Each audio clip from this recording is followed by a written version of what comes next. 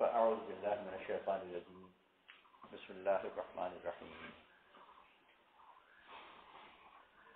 يجتبي إليه من يشاء ويهدي إليه من ينيب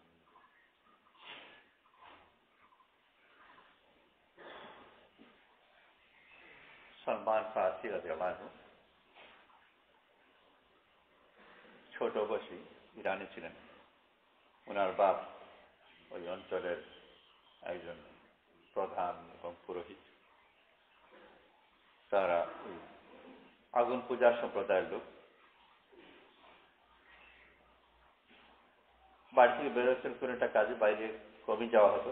ওনার বাপ ওনাকে বাড়ির ভিতরে শিক্ষা ইত্যাদির জন্য রাখতেন, বাইরে মেলামেশার সুযোগ কম দিতেন। কোনো কারণে বাইরে গেছেন, গিয়ে এক মজলিসে কিছু লোক ঈসা আলাইহিস সালামের ধর্মের আলোচনা করছে। ওই মজলিসে বসে ওনার আগ্রহ জাগলো যে এই দিন সম্বন্ধে আরো ভালো জানবেন, যেটাকে খ্রিস্টান বলা যেতে পারে। তাদেরকে জিজ্ঞেস করলেন যে তাই দিন সম্বন্ধে আরো ভালো করে জানতেন, কি করতে হবে? তারা বলল যে তাহলে তোমাকে দামেস্ক যেতে হবে, দামেস্কাস, সিরিয়ার বর্তমান। উনি বলে আমি যাব। এভাবে তো যাওয়া যাবে না, কোন কাফেলা যখন যাবে তো সেই কাফেলার মধ্যে যাবে। ওই সময় তো একা সফর ছিল না, দলের মধ্যে যেতে হতো।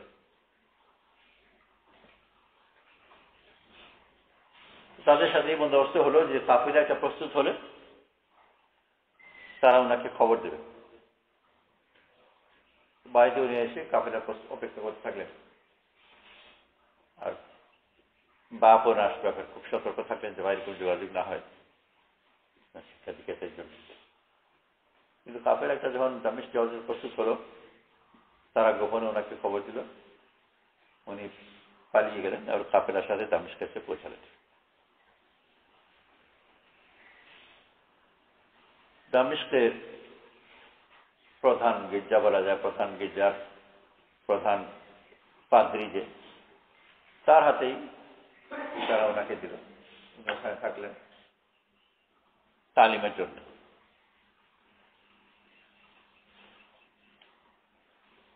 তালিম বলতে যেটা বোঝায়, তালিম তরবিয়ত, এটা সবসময় ব্যক্তির মাধ্যমে হয়। কোন সময় বই কোনো মুরব্বী ছিল না, হবেও না। আল্লাহ তাআলা কিতাব নাযিল করেছেন, কিন্তু রাসূল সাল্লাল্লাহু আলাইহি ওয়াসাল্লামের হাত দিয়ে। আর ওই কথাই যদি অন্য কারো মাধ্যমে পায়, সেটা অবশ্যই বুঝতে পারবে। রোমীদের সাথে যুদ্ধ হচ্ছিল, এটা পরবর্তী জমানায়। আবু আইয়ুব আনসারী রাদিয়াল্লাহু আনহু ছিলেন ওখানে। তো ওই যুদ্ধে একসময় একজন নওজোয়ান মুসলমান একেবারে শত্রুদের ভিড়ের মধ্যে গিয়ে ঢুকে গেলেন, আর ঢুকে গিয়ে ওখানে শহীদ হয়ে গেলেন। পেছনে যারা মুসলমানরা ছিলেন, ওনার এই ভিড়ের মধ্যে গিয়ে ঢুকে যাওয়া আর ঢুকে গিয়ে শহীদ হয়ে যাওয়া, তারা একে বলে যে কি করলো, ওলা তুলকু বিআইদিকুম ইলা তাহলুকা, নিজকে নিজ হাতে মৃত্যুতে ফেলে দিও না। কোরআন শরীফের আয়াত।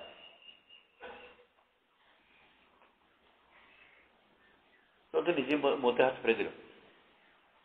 আবু আইয়ুব আনসারী রাদিয়াল্লাহু ছিলেন, উনি তাদের এই কথা শুনে খুব রেগে গেলেন যে আমরা সাহাবারা থাকতে তোমরা কোরআন শরীফের অপব্যাখ্যা আরম্ভ করে দিলে। তো শব্দ হলোই ওয়ালা তুলকু বিআইদিকুম ইলা তাহলুকা, নিজেকে নিজ হাতে মৃত্যুতে ফেলে দিও।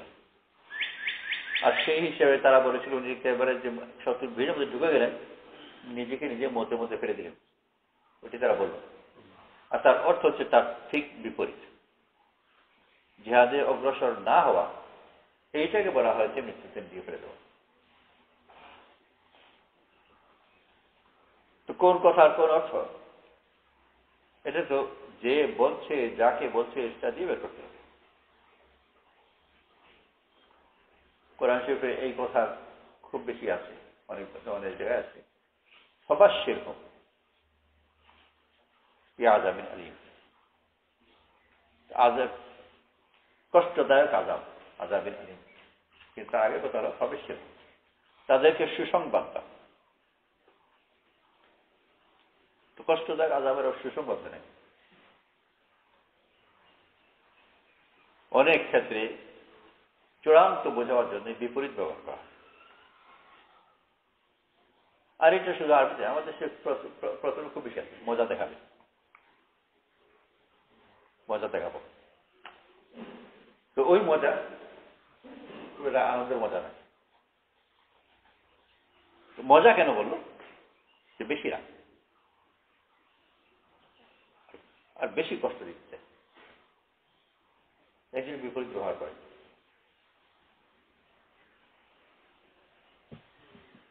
বিভিন্ন জায়গায় মিন্নাল মুসলিমুন ওয়া মিন্নাল ফাসিকুন, জিন সূরা জিনের মধ্যে আছে। জিনরা বলছে আমাদের যে মুসলমানরা আছে আর আমাদের মধ্যে কাসিতরা আছে। কাসিদকে কিসত মানে ন্যায় বিচার, কাসিদ যে ন্যায় বিচার করে অর্থাৎ মুমিন, ন্যায় বিচার ইমান। যেখানে কাফির অর্থ একেবারে উল্টো।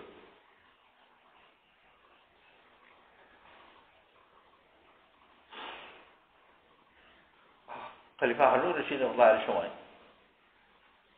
একটা পরিবার ছিল বাল্মীকি, মূলত ইরানি পরিবার। ধীরে ধীরে এই বাল্মীকিরা খুব প্রভাবশালী হয়ে গেল। একজন বিশেষ করে ছিলেন ইয়াহিয়া বাল্মীকি, অনেক ধনী ব্যক্তি, অনেক নির্দার লোককে সাহস করতেন, হাত দিয়েছেন, বিভিন্নভাবে খুব প্রভাবশালী হয়ে গেল। আর খুব প্রভাবশালী হয়ে যাওয়ার পরে এক পর্যায়ে গিয়ে ক্ষমতা দখল করার চেষ্টা করলেন। এগুলো ইতিহাসের কথা, তো সত্য মিথ্যা আলাদা বেদ জানে, মোটামুটি এরকম প্রচলিত কথা। তারপর এটাকে বিরুদ্ধে পদক্ষেপ নেওয়া হল আর অনেক বাল্মীকিকে কতল করা হল ওই অভ্যুত্থান রক্ষা থামার ফল। পরবর্তীতে একজন বাল্মীকি মহিলা হারুন রশিদ রাহমাতুল্লাহি আলাইহির কাছে এলেন আর এসে কথা প্রসঙ্গ বলেন, হাকামতা ফাকসাসতা আকারাল্লাহু আইনাইক, হুকুম আদেশ দিয়েছ, হুকুম দিয়েছ, বিচার করেছ আর ন্যায় করেছ, আকসাসতা ন্যায় বিচার করেছ। আকারাল্লাহু আইনাইক, আল্লাহ তাআলা তোমার চোখকে শান্ত করুন, চোখে শান্তি। চলে যাওয়ার পরে হারুন রশিদ রাহমাতুল্লাহি আলাইহির কাছে ওজিরকে জিজ্ঞেস করলেন যে কি বলবো? তো ভালো বললো, ন্যায় বিচার করেছেন, আপনার জন্য দোয়া করলো যেন শান্তি থাকেন। হারুন রশিদ বললেন ঠিক উল্টো বলছে, ও বলেছে তুমি অন্যায় করেছ আর আল্লাহ তোমাকে যেন মেরে ফেলে। তুষ্টের শব্দ নিয়ে বিচার হতে পারে, আর এই এই আয়াতে যেরকম অন্যায় হতে পারে,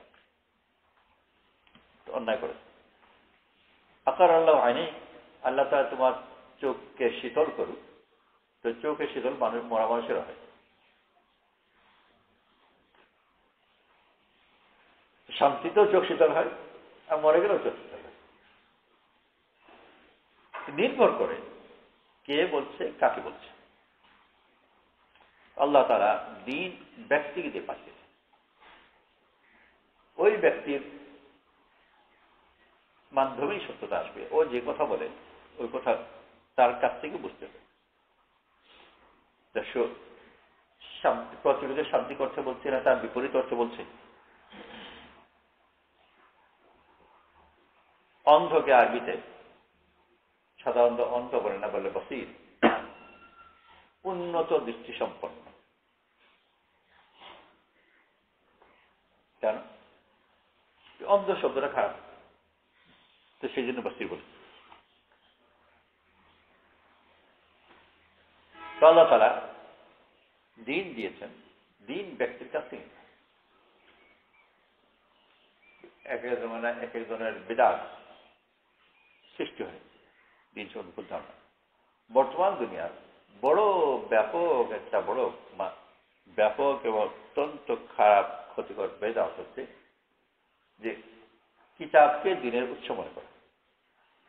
হাদিসের কিতাব নিল, সহিহ হাদিস, ভুল নয়, আর পড়লো, আর মনে করলো যে এর দ্বারা আমি দিন বুঝবো, এর দ্বারা বুঝবেন, বোঝার কথা হবে। আর আল্লাহ তাআলা বলেন, কেউ কোনদিন থেকে বলা হয়নি, নিজে এটা কথা বানিয়ে। এই কথার পেছনে কোনো সমর্থন নেই। কোন জমানার কোন আউলিয়া আল্লাহর কথা, রাসূলের কথা, সাহাবাদের কথা, কোন আউলিয়া আল্লাহর কথার সমর্থন নেই যেখানে আমি হিদায়াত পাবো। সম্পূর্ণ নিজে বানানো। রাসূল সাল্লাল্লাহু আলাইহি ইসলামের কথার মধ্যে আল্লাহ তাআলা হিদায়াত রাখেননি। ওই কথা যখন রাসূল সাল্লাল্লাহু আলাইহি কাছ থেকে বেরোবে এবং সেইভাবে কেউ নেবে, সরাসরি ওনার কাছ থেকে, উনি যেভাবে বলছে সেইভাবে তবে। আর তা না হলে যদি ওনার কাছে ওনাকে যদি গ্রহণ না করে, রাসূল সাল্লাল্লাহু আলাইহি ইসলামকে যদি গ্রহণ না করে, তো রাসূল সাল্লাল্লাহু আলাইহি ইসলামের কথা সে শুদ্ধ অর্থ বুঝবেও না, মানবেও না। জাহান্নামে যেসব আযাব দেওয়া হবে তার মধ্যে একটা হচ্ছে যে যাক্কুম খাওয়া হবে। এই আয়াত যখন নাযিল হলো, আবু জাহল তার বন্ধু বান্ধবকে ডাকলো, যাক্কুমের ডাক দিল, যাক্কুম খাওয়াবে। তো যাক্কুমের এইটাও একটা অর্থ যে খেজুরের মাঝখানে বীজ বের করে মাঝখানে মাখন দিয়ে, খেজুর মাখনও ভালো জিনিস, খেজুর ভালো জিনিস, খুব মজার জিনিস হয়। তো আবু জাহল তার বন্ধু বান্ধব কাফির যারা আছে ওদেরকে দেখে এই আয়াতের বিদ্রুপ করে যাকুম খাইল এবং যাকুম খাওয়াল। এখন যাকুম বলতে এই খেজুর মাঝখানে মাখন দেওয়া খেজুর নাকি জাহান্নামের খেজুর, ওইটা তো বুঝতে হবে রাসূল সাল্লাল্লাহু আলাইহি ওয়াসাল্লাম। শব্দের মধ্যে এটা আছে ওইটাও আছে, শুধু ডিকশনারি যদি দেখে এইটাও আছে ওইটাও আছে, সবটাই আছে। কিন্তু এখানে অর্থ কি? রাসূল সাল্লাল্লাহু আলাইহি ইসলামকে যদি কেউ গ্রহণ করে তবে কোরআন শরীফ সে গ্রহণ করতে পারবে। যদি রাসূল সাল্লাল্লাহু আলাইহি ইসলামকে গ্রহণ না করে তো ওখান থেকে কথা থেকে অর্থ পাবে না। আবু জাহল যেহেতু রাসূল সাল্লাল্লাহু আলাইহি ইসলামকে গ্রহণ করেনি, ও শুধু অর্থ পাবেন। তো সালমান ফারসি রাদিয়াল্লাহু দামিশকের প্রধান পাদ্রীর হাতে সুপর্দ করা হলো, তার কাছ থেকে তালিম তরবিয়ত।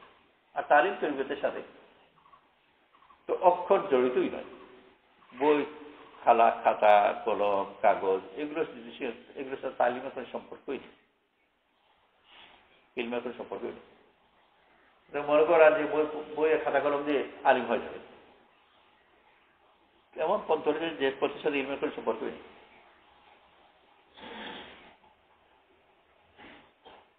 তো উনি এসে থাকলেন প্রধান পাদ্রীর কাছে। কিছুদিন থেকেই বুঝতে পারলেন যে এই লোক অসৎ। লোকের কাছ থেকে সৎকার করার কথা বলে টাকা নেয় আর সৎকার করে না, নিজে জমায়, টাকার লোভী। এটা উনি বুঝতে পারেন যে কাছে আছে, মহা মুশকিল পড়ে। যার কাছে হিদায়াতের তরফ নিচ্ছেন আর সেই যদি এখন মিথ্যাবাদী হয়, লোভী ব্যক্তি হয়, ওর কাছে কি হিদায়াত পাবে?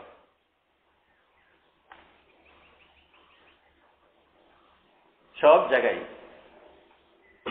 বিভিন্ন যে কোনো প্রশ্নে ভর্তি হতে চায়, তো কিছু না কিছু অ্যাডমিশন টেস্ট আছে। এটারও ওনার অ্যাডমিশন টেস্ট, এমনি অ্যাডমিশন টেস্ট 1 ঘন্টার মধ্যে রেজাল্ট হয়ে যায়। ওনার এই অ্যাডমিশন টেস্ট চললো আল্লাহ কত বছর। এর কাছেই থাকলেন, এর কাছে দিন শেখা যাবে না এটাও বুঝতে পারছেন, কিন্তু ফেলে চলে যাওয়া যাবে না তা বুঝতে পারছেন। ইচ্ছা করে যাবে, ওখানে থাকতে হবে। তো ওখানে থাকে অনেক বছর।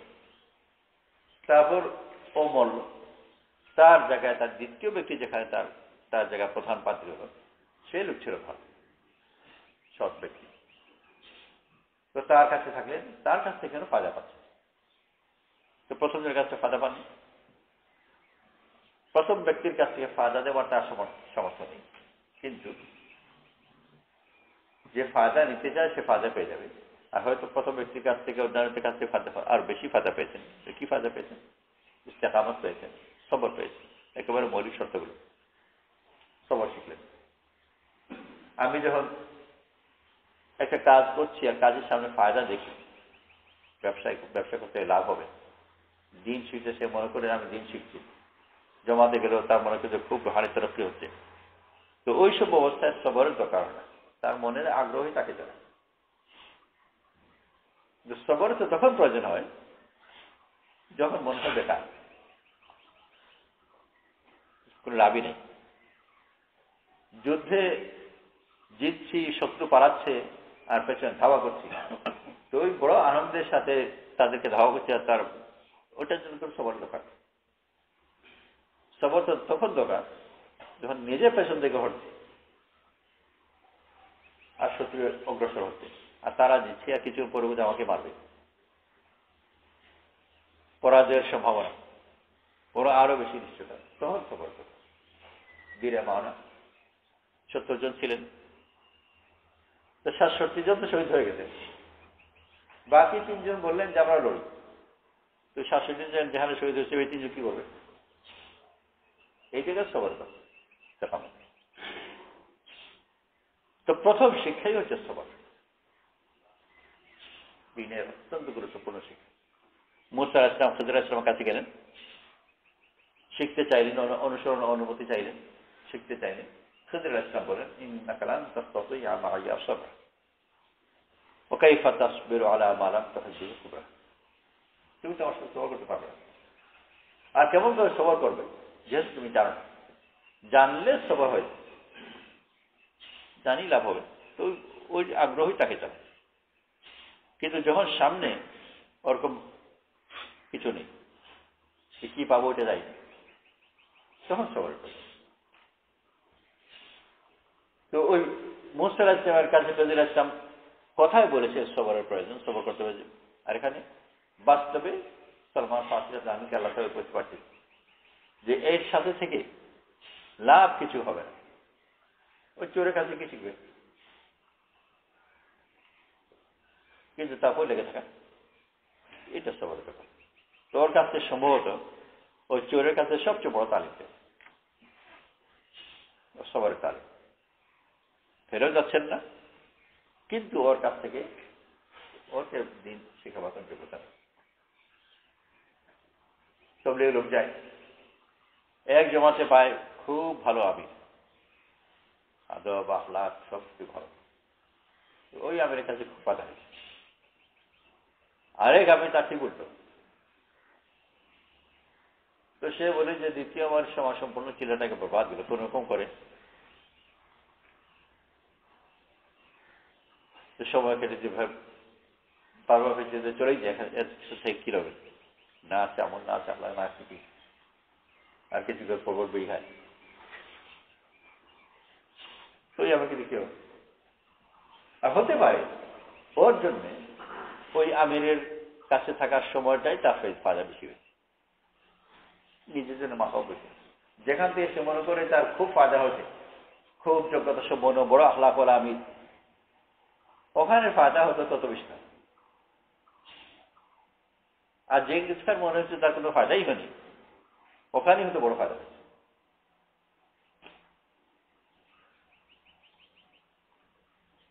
দিনে দাওয়াতের মধ্যে বড় একটা জিনিস হচ্ছে অন্যকে ভালোবাসতে পারা। যে ভালোবাসার যোগ্য ব্যক্তি তাকে ভালোবাসার মধ্যে কোনো কামাল নেই, যে কোনো কেউ ভালোবাসে, চোরটাকে ভালোবাসে।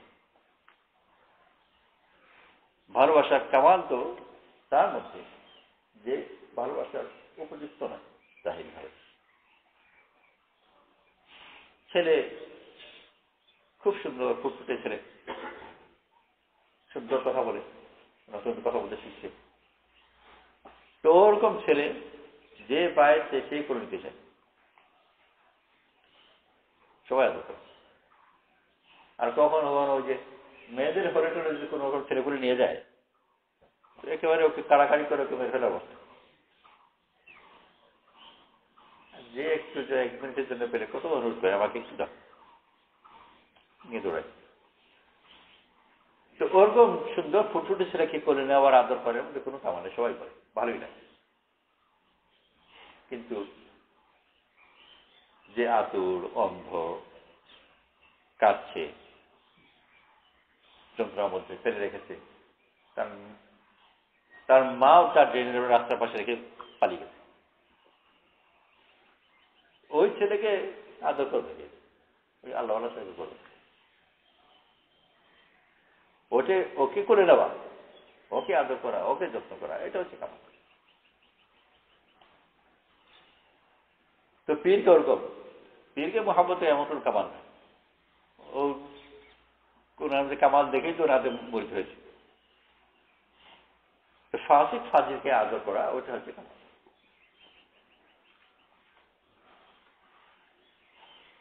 তো প্রথমেই আল্লাহ তাআলা সবরের তালিম দিলেন, সমাজে অনেক বছর থাকার পরে তারপর দ্বিতীয় জনকে পেলেন, তার কাছে থাকলেন, শিখলেন। কি শিখা? আসল শিক্ষা যে তার কোনো নাম নেই। ফিজিক্স শিখছি, কেমিস্ট্রি শিখেছি, কি শিখেছি, কো শিখলাম, কি সিলেবাস, এগুলো আসলে তালিম নয়। মাদ্রাসায় গিয়ে কি শিখলেন? হাদিস শিখলাম, তাফসীর শিখলাম, কিতাব শিখলাম, এটা মনে শিখলাম। আসলে যেটা, ওটা কোনো নামই নেই। সাহাবা রাসূল সাল্লাল্লাহু আলাইহি ওয়াসাল্লাম কাছে শিখলেন। যখন এলেন, যে কোনো সাহাবীকে যদি রাসূল সাল্লাল্লাহু আলাইহি ওয়াসাল্লাম জিজ্ঞেস করতেন যে তুমি কি শিখতে চাও, এটাই উত্তর হতো জানি না। কি শিখতে চাই জানি না। থাকলেন 20 বছর, 23 বছর, আবু বকর সিদ্দিকের মতো। আবু বকর সিদ্দিক রাদিয়াল্লাহু রাসূল সাল্লাল্লাহু আলাইহি ওয়াসাল্লামের ইন্তেকালের পরে জিজ্ঞেস করতে কেউ যে আপনি যে রাসূল সাল্লাল্লাহু আলাইহি ওয়াসাল্লামের কাছে থাকলেন, আপনি রাসূল সাল্লাল্লাহু আলাইহি ওয়াসাল্লামের কাছে কি শিখলেন? খুব সম্ভব এটাই উত্তর হতো, ভাই কিচ্ছু শিখতে পারি, কিছুই শিখি। তো যখন শিখতে আরম্ভ করলেন তখন জান না কি শিখতে চান। যখন 23 বছরের শিক্ষা শেষ হলো তখনও জান না কি শিখেছেন।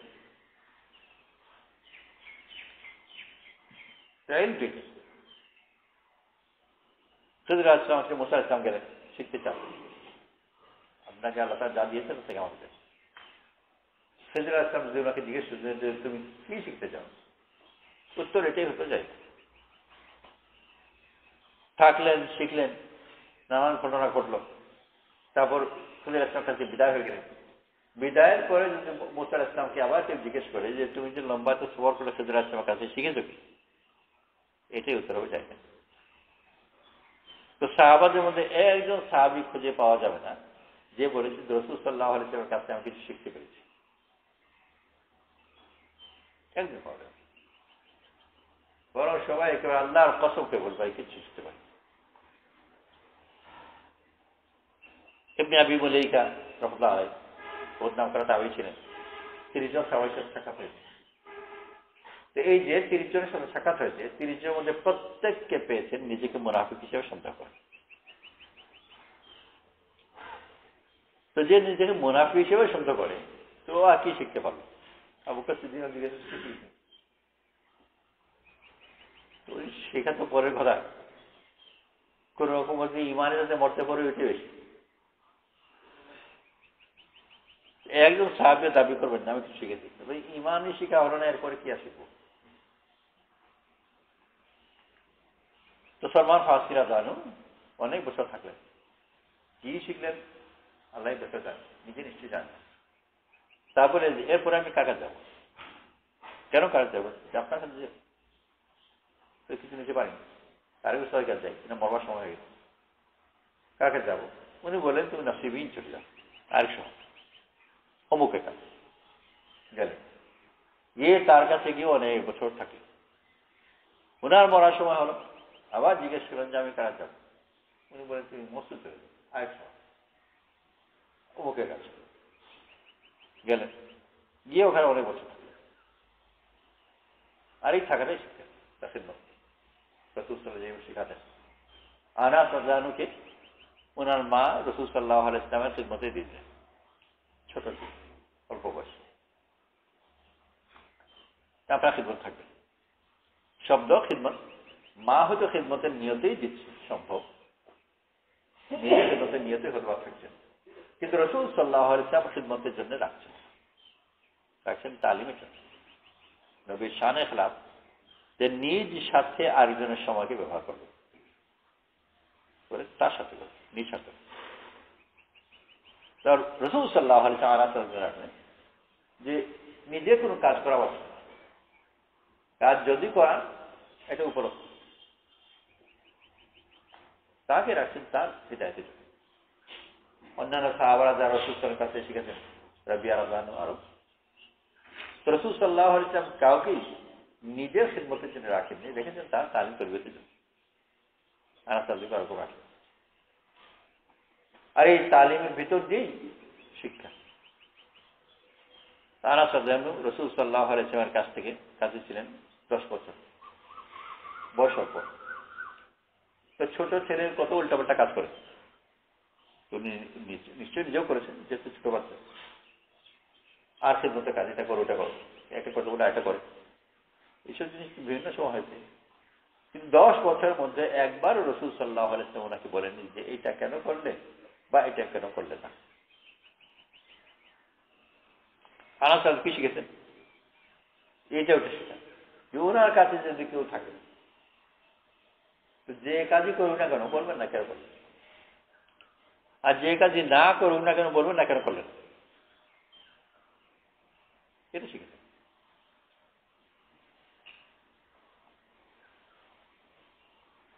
তো কেউ যদি বলে যে রাজশাহী ইউনিভার্সিটিতে কি পড়লে, রাজশাহী ইউনিভার্সিটি আমি কতদিন ছিলাম, বলে আমি তো সিলেবাসে ছিলাম 5 বছর, আর তারপর সেশন জটট মিলিয়েছিলাম 13 বছর। কি শিখলে? এইটা শিখেছি যে আমি কিছু শিখতে পারিনি, সব প্রফেসর বলেছে ফেলছি। এই শিখলে তুমি ডিগ্রি কি কিছুই নাই।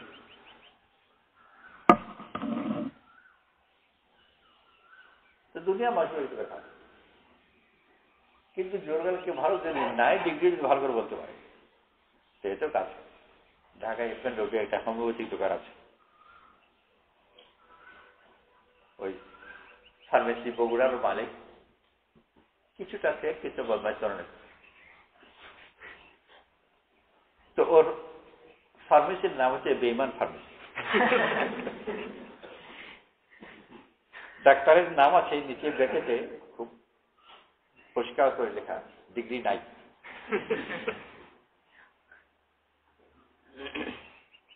ভালো প্র্যাকটিস। আর আসলে কিছু জানে, ওই যে জোর গলায় বলছে ডিগ্রি নাই, এতেই মানুষ মনে করে যে নিশ্চয়ই কিছু একটা আছে।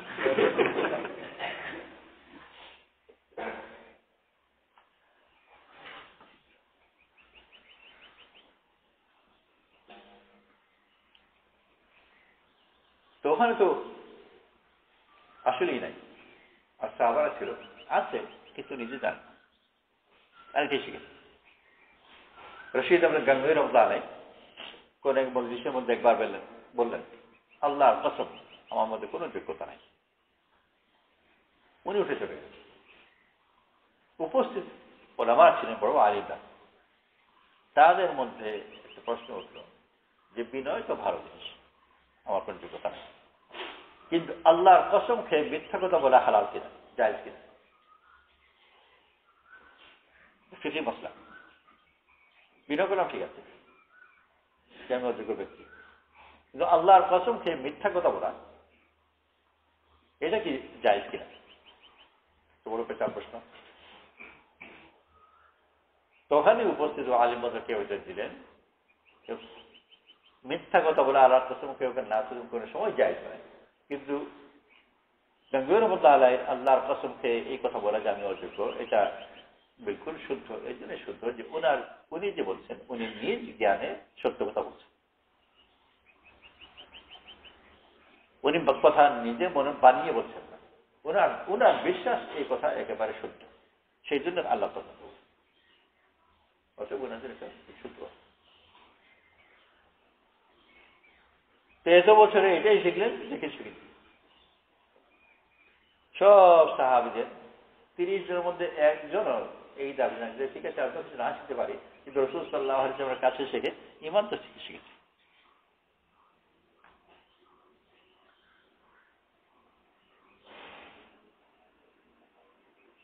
আমরা হয়তো বলবো যে চিল্লায় গিয়েছি, তারপর অমুক মুরব্বীর খিদমত করেছি। পুরা 1.5 দিন ওনার সাথে ছিলাম। এত পরে আর তুমি কে? আল্লাহ তাআলা ওনার সাহাবতে থাকার তৌফিক নসিব করেছেন। তো সাহাবার 30 বছর থাকার পর বলছেন যে ইমানই শিখতে পারি। আর এইটাই ওনার শিক্ষা, এই যে শিখতে পারেন এই কথাই শিখে। তো এটা এমন এক ইলম যে প্রথম বলে কি বল যায় না, শেষে কি শিখেছি যাই না,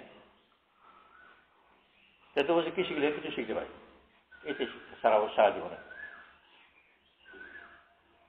তো সলমান ফারসি রাদিয়াল্লাহু তার খুব মসুল পেলেন। মসুল ওনার কাছে শেষ হলো যে যেহেতু এখন ওনার শিক্ষা হয়নি, যেমন তার দেব উনি মনে কিন্তু আমরিয়া চললেন, আমরিয়া গেলেন, ওখানে ওনার কাছে অনেক বসে থাকে। আবার তার মরার সময় হলো, উনার হাতে যে কত শেখ বিছানা মরেছে, বুড়ো হয়ে হয়ে সব শেখ বুড়ো হয়ে মরে যায়, উনি রয়ে গেছে। ওনার মরার সময় হলো, আবার ওই প্রশ্ন আমি কাজে। তো সলমান রাদিয়াল্লাহু তলব বছরের পর বছর যাচ্ছে, কিন্তু ওনার তলবে কোনো ভাটা পড়ছে। পরবর্তীতে রাসূল সাল্লাল্লাহু আলাইহি ওয়াসাল্লাম কোন এক সময় বলেছিলেন যে আমার উম্মতের মধ্যে এরকম লোক আছে যে হিদায়াত যদি সুরাইয়ায় থাকতো তাহলে ওখান থেকেও নিয়ে আসতো। সুরাইয়া হলো উঁচু আকাশে একটা তারকা, তো ওই উঁচু আকাশের তারায় যদি হিদায়াত থাকতো তাহলে ওখান থেকে হলেও নিয়ে আসতো। ওলামারা বলেন এই কথা রাসূল সাল্লাল্লাহু আলাইহি ওয়াসাল্লাম ইঙ্গিতে সলমান রাদিয়াল্লাহু দিকে বলেছেন। সরাসরি বলেন আমার উম্মতের মধ্যে এমন লোক আছে। তো অনেকে বলে যে বিশেষ করে সলমান ফারসি রাদিয়াল্লাহু দিকে ইঙ্গিত ছিল যে সুরাইয়া যদি থাকতো তাও নিয়ে আসতো। তো বছরের পর বছর নিয়ে তলবের মধ্যে আছে। শেষ যখন তার কাছে আমার এই প্রশ্ন, উনি বললেন যে তুমি যে লোককে চাচ্ছ ওই লোককে আর পাবে না। এখন আখির জমানা নবী আসবার সময় এসে তার সন্ধান করে কিছু আবাস ইঙ্গিত দিলেন। উটের দেশে জন্ম হবে, খেজুরের দেশে বড় হবে, বা হিজরত করবেন, সদকা খান না, হাদিয়া খান, আর পিঠে একটা বিশেষ নবুয়তের চিহ্ন আছে, এগুলো নির্মাণ হবে। ভাবলেন যে আরব দেশে হতে পারে, আরবে কাফেরা পেলেন, সে কাফেরার সাথে মক্কাদি করা হবে যে তোমার সাথে আপনি নিয়ে যাবেন। ওনার কাছে যা কিছু ছিল টাকা পয়সা তাদেরকে দিলেন, আপনারা আমাকে নিয়ে যান। তারা টাকা পয়সা নিল, ওনাকে নিল, কিছু দূরে নিয়ে ওনাকে বিক্রি করে দিল, হয়ে গেল এখন গ্রাম। বর্তমান দুনিয়াতে বিভিন্ন দেশে আইনের মধ্যে শাস্তির মধ্যে কাছে যাবজ্জীবন কারাদণ্ড, যাবজ্জীবন করে দিন, বেশি না, কিছুদিন পরে যাবজ্জীবন শেষ করে বেড়ে যায়।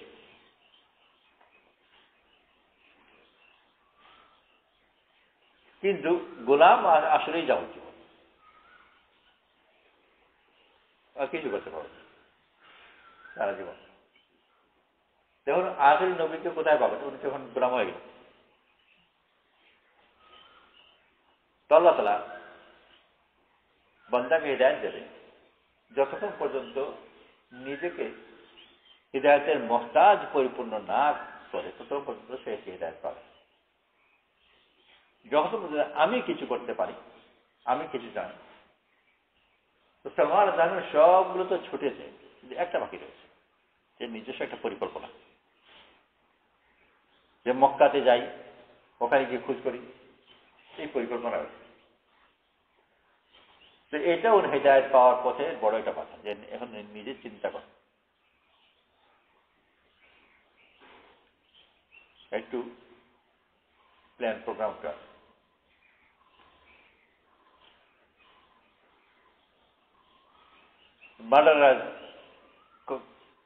মার্ডার করলো, মার্ডার করার পরে দেখেছে নড়চড়ে কিনা, যদি একটু নড়ে, এখনো মরে। পুরোপুরি মারতে হবে। তো জাহিরি সব কিছু শেষ হয়েছে, কিন্তু একটা জিনিস বাকি রয়েছে, যে নিজে ভাবে, নিজে চিন্তা করছে। তো আল্লাহ তাআলা ওনাকে গোলাম বানিয়ে নিজের পরিকল্পনা থেকে মুক্ত করে। আর না হলে টাকা পয়সা সব শেষ, দোকানে আগুন লেগেছে, পকেটের টাকা পকেট মার নিয়ে গেছে, এখন শুধু গায়ে যে গেঞ্জি আর লুঙ্গি আর কিছু, ওই অবস্থায় যদি চলে, এখন তোমার উপায় কি? ভাবছি, ভাবা ছুটে না। তাহলে দেখি কি করা যায়। তারপর দিন পরে দেখি সেটা প্ল্যানে কিছুটা করেছে, এই বাজারে যাবে, এটা বাকিতে আনবে, বিক্রি করে দাম দেবে, বাকিতে প্রফিট রাখবে, কিছু এটা করে। তো প্ল্যান প্রোগ্রাম কিছুটা আছে। তো টাকা পয়সা শেষ হয়ে গেছে, ঘর বাড়ির মধ্যে কিছু নাই, কিন্তু নিজের ভিতর একটা প্ল্যান প্রোগ্রাম আছে। আর এই প্ল্যান প্রোগ্রামের সাথে কি আছে? আত্মবিশ্বাস। আত্মবিশ্বাস না তো মানুষ প্ল্যান করে। তো পুরা দুনিয়া শেখায় যে আত্মবিশ্বাস থাকতে হবে, সেলফ কনফিডেন্স। তো সলমান ফার্সি জানানো এই যে নিজেটা চিন্তা করছেন, তো একটু আত্মবিশ্বাস বাকিয়ে করে। তো আল্লাহ তাআলা ওনাকে গোলাম বানায়। গোলাম হয়ে যাওয়ার পরে আর কোন প্ল্যান প্রোগ্রাম করতে পারে না। এখন বলার কোনো ভাই যে দেখি কি করবো, গোলামের কিছুই না। এক গোলামকে একজন কিনে এনেছে, তো মালিক যিনি ছিলেন আল্লাহওয়ালা। আল্লাহওয়ালা মানুষের যা থাকে, সে মালিক বা যে হোক, মানুষের উপর দয়াবান হয়। মালিক এনেছেন, তাই কাজকর্ম করাবেন। প্রথম জিজ্ঞেস করলেন, তোমার নাম? গোলাম বললো, যে নামে ডাকেন। তুমি কি খাও? যেটা খেতে দেবেন। কি পড়ো? যেটা পড়তে দেবেন। কি কাজ করবেন? যে কাজ করাবেন। তো যেটাই প্রশ্ন, সবটাই বলে আপনি যেটা করেন।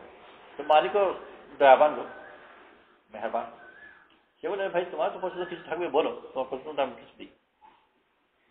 তো গোলাম বললেন যে আমার পছন্দই যদি থাকতো, আমি মালিক হতাম, আমি গোলাম। তো আল্লাহ তাআলা গোলাম বানিয়ে পাচ্ছে যে তার নিজস্ব কোনো দাবি নাই, নাম নাই, চিন্তা নাই, পরিকল্পনা নাই। আল্লাহ যা করা, তোমার চিন্তা পরিকল্পনা করো। আর আল্লাহ তাআলা চায় তুমি তাওয়াক্কুল করো। তাওয়াক্কুল কি? আল্লাহ যা করাবেন। আল্লাহ কিছু আদেশ দেন, সে করবে, কিন্তু আল্লাহ তাআলা যদি বদলিয়ে দেন তার রক্তে। মূসা আলাইহিস সালামকে বললেন যে বনী ইসরাঈলকে নিয়ে দেশ ত্যাগ করো। রওনা হলেন উনি ওনার চিন্তাতে পরিকল্পনা মতো স্থলপথে। বর্তমান যেখানে সুয়েজ ক্যানাল আছে, ওই ক্যানাল তো ছিল না, ওইদিকে পার হয়ে চলে যাবে। আল্লাহ তাআলা ওনাকে পথ ভুলিয়ে দিলেন, আর ওই দিকে পার না হয়ে সমুদ্রের সামনে এসে পড়ল। ওনার প্ল্যান মতো হলো, অন্য জিনিস হয়ে গেল। মরুভূমি তো রাস্তা তো চান্দাজে পড়ে গেছেন, ভুল হয়ে গেছে। কিন্তু উনি নবী মানে কি?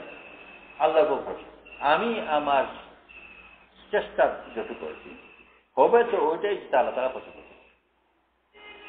তো সমুদ্রের সামনে এসে পড়ে, কোনো পেরেশানি নেই যে সর্বনাশ হল, ভুল করে ফেলছি। বরং আল্লাহ তাআলা এখানে এসে, আর আল্লাহ তাআলা এভাবে পথে খাবেন, আমার রব আমার সাথে আসলে আমার পথে খাবে। তো থেমেও থাকবে না, উনি বসে থাকেনি, যারা তার আগে পথ দেখায় নিজ বুদ্ধিমতো রওনা হয়ে গেছেন, চলেছেন। কিন্তু উনি যেভাবে বলেছেন, যেখানে পৌঁছাবার কথা চিন্তা করেছেন, ওখানে না পৌঁছে অন্য জায়গায় পৌঁছে গেছেন। এত কোনো পেরেশানি নেই। আল্লাহ তাআলা আমাকে নিয়েছে এখানে খাই। তো সলমান ফার্সি রাদিয়াল্লাহু আনহু নিজ বুদ্ধিমতো রওনা হলেন, মক্কা যাবেন। মক্কায় না গিয়ে হয়ে গেলেন গোলাম, কোনো পেরেশানি নেই। আল্লাহ তাআলা আমাকে গোলাম বানিয়েছে আমাদের।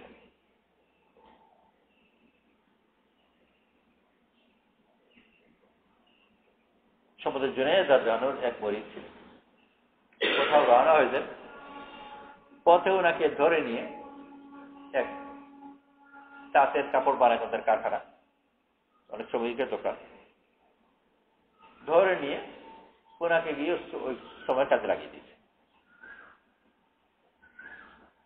তো নিজে করেন, এটা হয়ে গেছে, থাকলেন 10 বছর খাটলেন। 10 বছর পরে তার কি খেয়াল হলো, অনেক ছেলে এখন তো যাও, 10 বছর খুব খাটলেন, ফিরে এলেন পীরের কাছে, জুনায়েদ রহমাতুল্লাহ কাছে 10 বছর পরে। জুনায়েদ রহমাতুল্লাহ আলাইহি ওনাকে খুব সবচেয়ে ওনার নাম দিলাম খাইর, সবচেয়ে ভালো খাইরুন মাসাজ, সবচেয়ে ভালো বননীওয়ালা, বননী কাজ করেছেন 10 বছর। তো উনি যে একটা কাজের ওয়ানা হলেন, কিন্তু ওই কাজ করতে পারলেন, আরেকজনকে ধরে নিয়ে গেল, ঠিক আছে, সে আরেক কাজে লাগিয়ে দিল, তো ছুটতে তো পারবেন না, ওখানে বসে বসে হায়ুতাস করতেন। আল্লাহ যখন করে যে আমাকে এভাবে মজুর করে দিয়েছে, এটা করে তো বড় বলি লাগছে। ওনার ট্রেনিং কোথায় হয়েছে? যে ট্রেনিং হয়েছে যে ডাকাত ওনাকে ধরে নিয়ে গেছে, সেই ডাকাতের অধীনে 10 বছর খাটনি। তো পীরের বদলে ডাকাতের খেতে গেলেন 10 বছর, কিন্তু বলি আল্লাহ হয়ে গেলেন ঠিক। তো সালমান জানুস যে শেষ যেটা ছিল প্ল্যান, ওই প্ল্যান মতো হলো না, আল্লাহ তাআলা নিজ প্ল্যান মতো করেন। উনি অতি রাজি, বান্দা যদি নিজের প্রেমকে ছেড়ে আল্লাহর প্রেম মতো চলতে পারে সব সমস্যার সমাধান।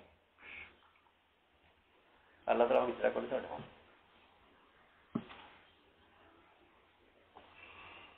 তাই শুনেছিলাম যে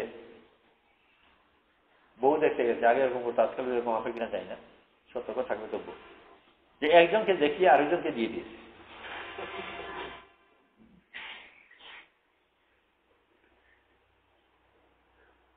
তো দেখে দেখে হলো মহাসুন্দরী, আর যে দুনিয়ার ভাবে চালান করে তেমন কেউ কাজ করেছে যে যাকে কেউ সহজে নেবে না। কিন্তু আল্লাহ যদি হয় বুঝতে, এটাই বুঝে বেশি ভালো, আলহামদুলিল্লাহ। আর তা না হয় মকদ্দমা করবো, আল্লাহ দিয়েছে। যে কিনল তারা ছিল ইহুদি, তাদের আত্মীয় ছিল মদিনা বনু কুরাইজা, তারা তাদের আত্মীয় বনু কুরাইজা বিক্রি করে। বিক্রি যখন করলো যে এরা ওনাকে কিনে তাদের গোলাম হিসেবে মদিনায় নিয়ে এলো, মদিনায় এনে খেজুরি বাগানে কাজে লাগালো। রাসূল সাল্লাল্লাহু আলাইহি ওয়াসাল্লাম হিজরতের মদিনায় এলেন।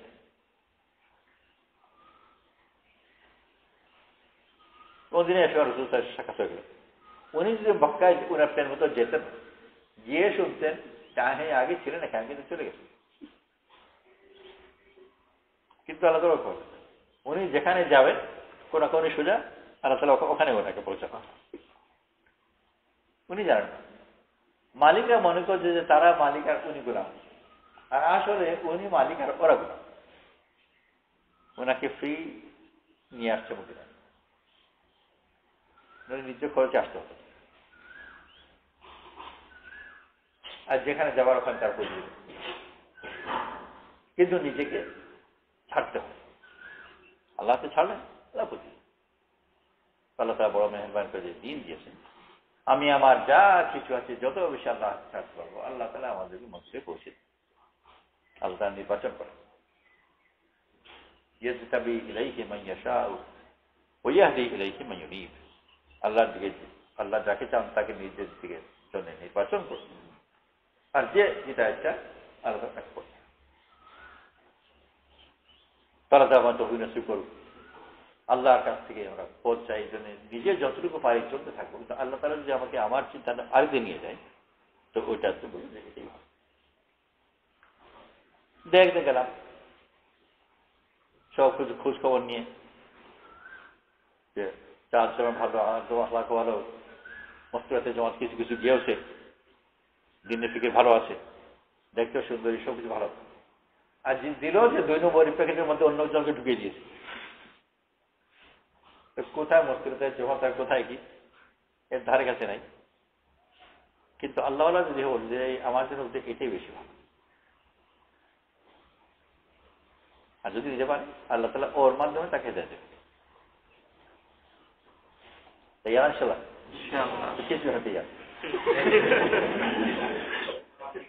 তো কত জনের জন্য জনের জন্য যাকে দেখেছো তার জন্য না, যে জ্যাকেট প্যাকেটে পেয়েছে তার জন্য। ইচ্ছা করে উল্টোটা দেখবো না, কিন্তু যদি উল্টোটা চলে আসে আলহামদুলিল্লাহ।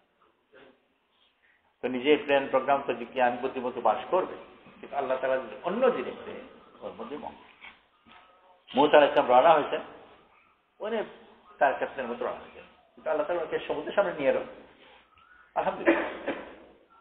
আর এতে ক্ষতি হয়নি, লাভই হয়েছে। আল্লাহ সুবহানাল্লাহ আলহামদুলিল্লাহ